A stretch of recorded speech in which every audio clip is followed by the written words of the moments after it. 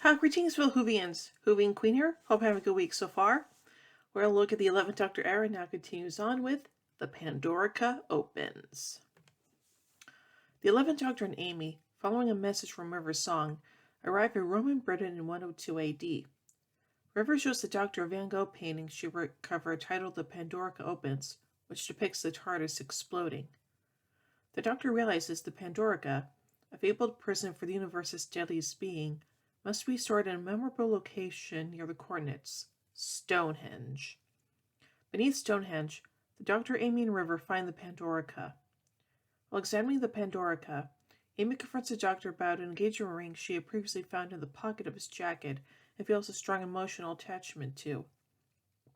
River warns the Doctor that everything that ever hated him is being drawn to the Pandorica. The Doctor is aided by a volunteer group of Roman legionaries. The centurion in charge of them is Amy's fiancé, Rory. Neither Rory nor the Doctor can explain Rory's presence, as he was consumed by a crack in the universe and erased from existence. The Doctor urges River to bring the TARDIS to Stonehenge while he, Amy, Rory, and the Legionnaires prepare. When River tries to use the TARDIS, an outside force takes control of it and pilots it to Amy's house in the present day, which has been broken into. In Amy's room, River finds a storybook about Pandora's box and a children's book about Roman Britain. River communicates this to the Doctor, warning him that the Pandorica must be a trap, created out of Amy's memories. Realizing that River is at the onset of the time energy explosion that caused the cracks of the universe, the Doctor warns her to leave immediately, but she finds herself again trapped in the TARDIS as the center control console begins to go critical. Uh-oh. Back at Stonehenge, the Doctor discovers that the volunteer legionnaires, including Rory, are autons, and he's quickly captured as his other orbiting foes materialize around him. Above ground, as Rory fights to retain his human identity, Amy suddenly remembers him, but as his auton identity emerges, he fatally shoots Amy. Aww. The Doctor's captors reveal that they have formed an alliance to imprison him in the Pandorica. Knowing the TARDIS exploding would cause the cracks, destroying reality, they believe only the Doctor can operate the TARDIS, and thus removing him will prevent the explosion. As the Doctor is sealed inside the Pandorica, every star in the sky goes supernova. Ugh. So anyway, let's take a look at some continuity surrounding this episode. In the first episode of this series, The 11th Hour, Prisoner Zero tells the Doctor the universe is cracked, the Pandorica will open, silence will fall. The Pandorica was also mentioned by River in Flesh and Stone, as next time she will meet him, the Doctor dismissed the Pandorica as a fairy tale. In River's timeline, this takes place before the time of Angels and Flesh and Stone. The painting of the TARDIS explosion passes through several characters from previous episodes. The painting is created by Van Gogh after his meeting with the Doctor. The painting is found in 1941 by Winston Churchill and Professor Bracewell from Victory of the Daleks, and River steals the painting from Liz 10, who previously appeared in The Beast Below. The recurring phrase, silence will fall, came to a head in the next series with the introduction of an alien species and organization of the Silence. So anyway, let's take a look at the production of this episode, shall we? The read-through for the Pandorica Opens took place on January 13th, 2010 in the Upper Boat Studios.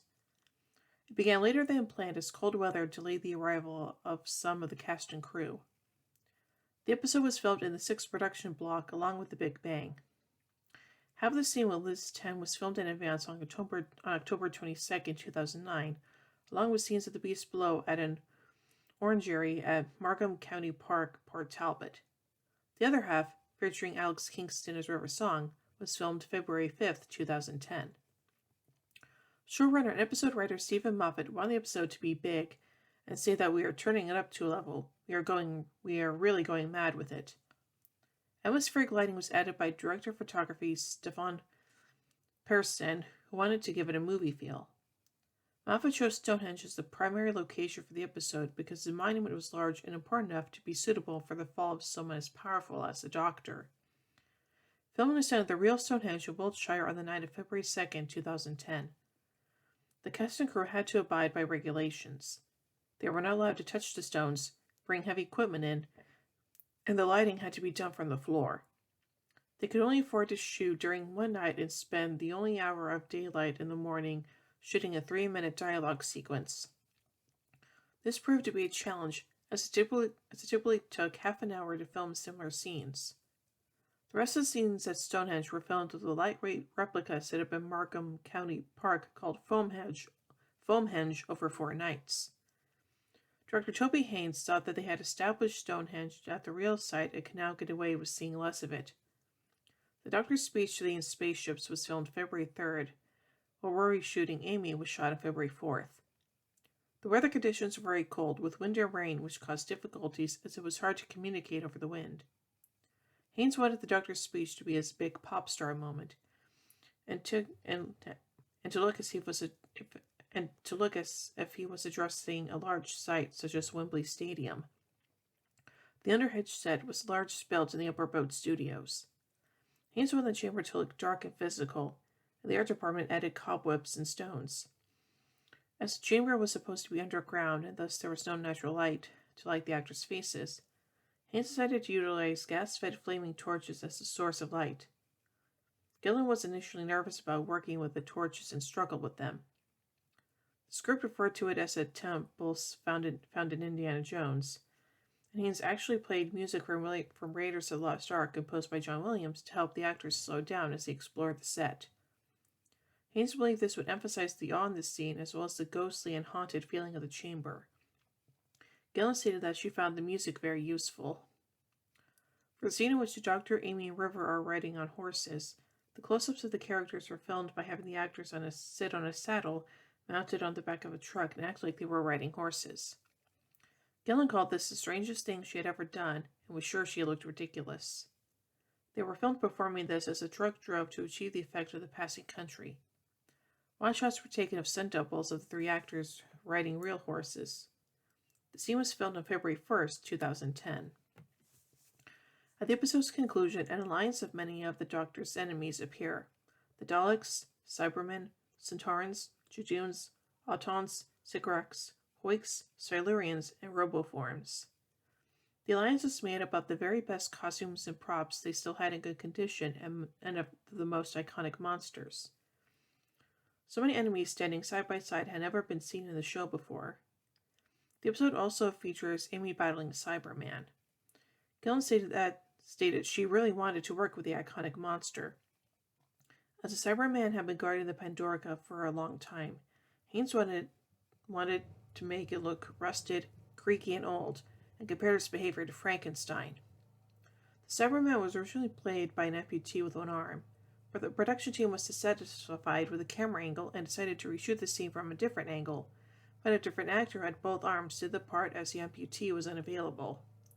A simple solution was devised to cover his arm with a green sleeve made of the same material as a green screen, and the final sequence is a combination of both shots. The Cyberman is killed by Rory, who was unaware he is an Auton. This was meant to signify that there was something different about Rory, as he would normally panic in that situation. At the end of the episode, Rory is overcome by the nesting consciousness's control and shoots Amy, which reflected Moffat's belief that all good love stories end in tragedy. So overall, that's the first part to the end of Series 5. This episode is just hands down brilliant, and I absolutely love it. So overall, I give the Pandorica Opens 5 sonic screwdrivers out of 5.